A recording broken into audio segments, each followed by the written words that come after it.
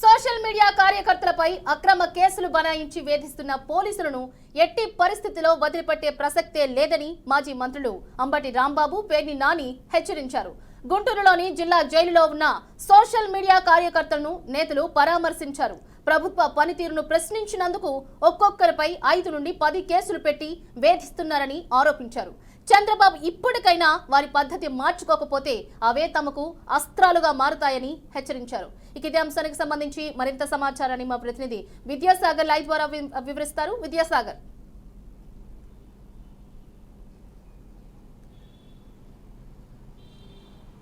Right Sirichandana, ఇప్పుడు రాష్ట్ర వ్యాప్తంగా ఏదైతే సోషల్ మీడియా యాక్టివిస్టులు అనొచ్చు, సోషల్ మీడియా వైసీపీ కార్యకర్తల అరెస్టుల రగడైతే రాజుకుంది. ఈ క్రమంలోనే ఈరోజు గుంటూరు జిల్లా జైల్లో ఎవరైతే గుంటూరుకు సంబంధించిన కొందరిని అరెస్ట్ చేసి గుంటూరు జిల్లా జైల్లో ఉంచడం జరిగింది. వాళ్ళు ముఖ్యంగా పెద్దిరెడ్డి సుధారాణి, ఆమె భర్త వెంకటరెడ్డి, అలాగే రామకృష్ణారెడ్డి, అశోక్ రెడ్డి, ఇలా కొంతమందిని జిల్లా జైల్లో ఉంచారు. వీళ్ళని కలిసేందుకు వెళ్ళిన మాజీ మంత్రులు, వైసీపీ చెందిన మాజీ మంత్రులు అంబటి రాంబాబు కావచ్చు, పేర్ని నాని, ఎమ్మెల్సీ అప్పిరెడ్డి, వీళ్ళంతా కూడా వారిని కలిసి వచ్చిన తర్వాత మీడియాతో మీడియాతో మాట్లాడుతూ పలు కీలక విషయాలు మీడియాతో వివరించారు. వాటిలో ముఖ్యంగా ప్రధానంగా చూసుకుంటే గతంలో చంద్రబాబు నాయుడు ఏదైతే 2014 నుంచి 19 వరకు అధికారంలో ఉన్నారో ఆ సమయంలో కూడా వైసీపీ పార్టీని లేకుండా చేయాలని చూశారు. ఎందుకంటే అప్పుడు తాము గెలిచిన 64 సీట్లు కావచ్చు, 67 సీట్లు కావచ్చు, మొత్తం ఎమ్మెల్యేలంతా కూడా టీడీపీలోకి లాగేసుకుని వైసీపీ పార్టీని నిర్వీర్యం చేయాలని చూశారు. కానీ అప్పుడు కేవలం 23 మందిని మాత్రమే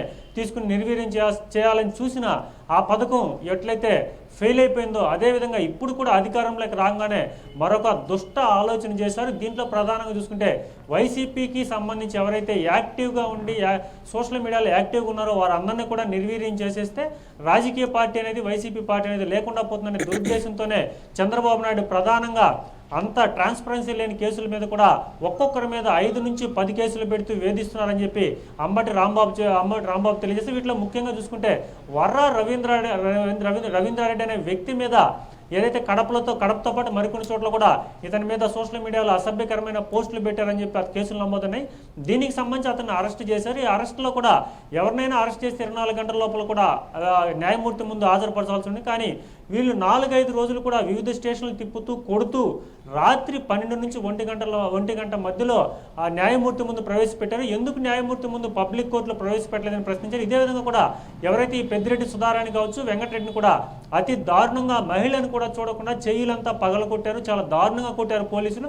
వీళ్ళని కూడా అర్ధరాత్రి జస్టిస్ ముందు పెట్టారు. ఎందుకంటే ఈ విధంగా చేస్తున్నారంటే ప్రధానంగా వారిని భయపెట్టడం, పబ్లిక్ కోర్టులో ప్రవేశపెడితే వాళ్ళకి కొంత మనోధైర్యం ఉంటుంది, ఏదైనా నిజం చెప్పగలరు.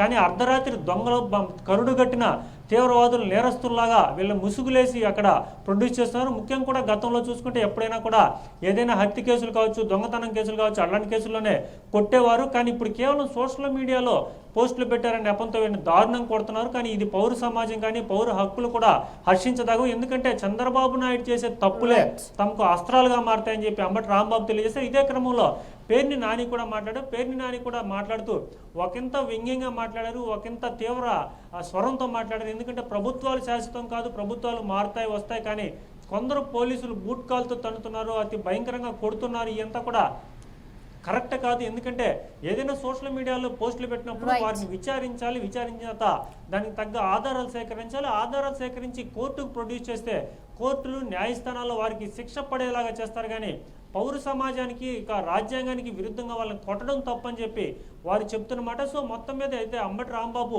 ఈ గవర్నమెంట్ ఒక పులి మీద స్వారీ చేస్తుంది. ఈ పులి మీద స్వారీ చేసే దాంట్లో ప్రధానంగా పోలీస్ వ్యవస్థ ఉంది. పోలీస్ వ్యవస్థ ఒకటి మాత్రం గుర్తుంచుకోవాలి, పులి మీద స్వారీ చేసే క్రమంలో పులి ఎప్పుడైనా పోలీసు వారిని తినేస్తుందని చెప్పి కొన్ని ఘాటు వ్యాఖ్యలు కూడా చేశారు. కాస్తంత వ్యంగ్యంగా కూడా మాట్లాడారు. ఎందుకంటే కార్యకర్తలకి మనోభావాలకి, కార్యకర్తలకి ధైర్యం నింపేందుకే తాము జైలుకి వెళ్ళామని, ప్రతిరోజు కూడా అవసరమైతే జైలుకి వెళ్తామని, మన కార్యకర్తలు ఎవరో కూడా మనోధైర్యం కోల్పోతున్న అవసరమైతే ఏదైతే టీడీపీ ఆఫీసు మీద దాడి చేశారో ఈ దాడి కేసులో అక్రమంగా కేసులు బనాయించారు.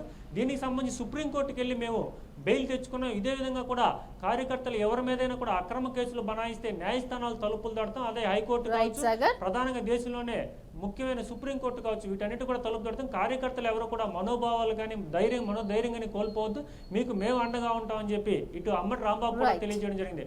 మొత్తం మీద ఇప్పుడు సోషల్ మీడియా యాక్టివిస్టుల అరెస్టులు తీవ్ర దుమారం రేపుతున్నాయి. అలాగే ప్రభుత్వం కూడా చాలా సీరియస్ గా ఉంది. ఈ సోషల్ మీడియాలో ఎవరైతే తప్పుడు పోస్టులు పెట్టాలంటే భయపడే విధంగా, అలాగే ఎవరిని ఉపేక్షించొద్దని ఇటువైపు గవర్నమెంట్ కూడా క్లియర్ కట్ ఆదేశాలు ఉన్నాయి. కాబట్టి